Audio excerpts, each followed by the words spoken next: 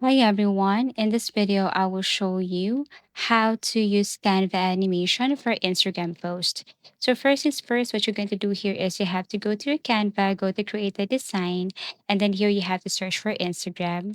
So you can pick here what size, or for example, if you want to post as reel, story, everything is up to you. So let's just say we will be posting for reels.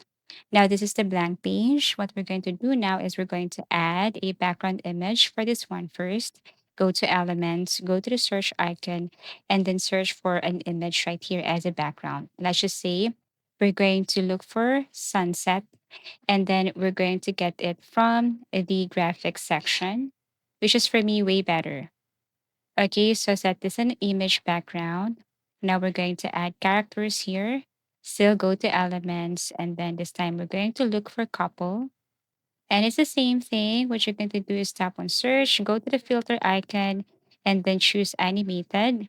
Then you will see here moving characters. So you just have to select one and then drag this to the image. So for example, this one right here. So this is the first page.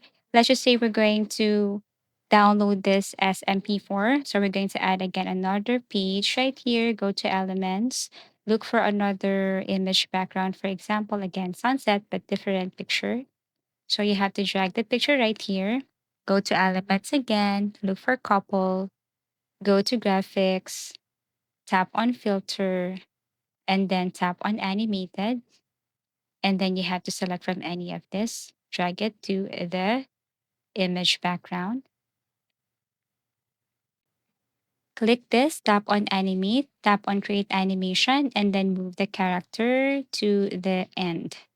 You can add many pages as much as you want, and then you can now see the result or share this and then download this MP4.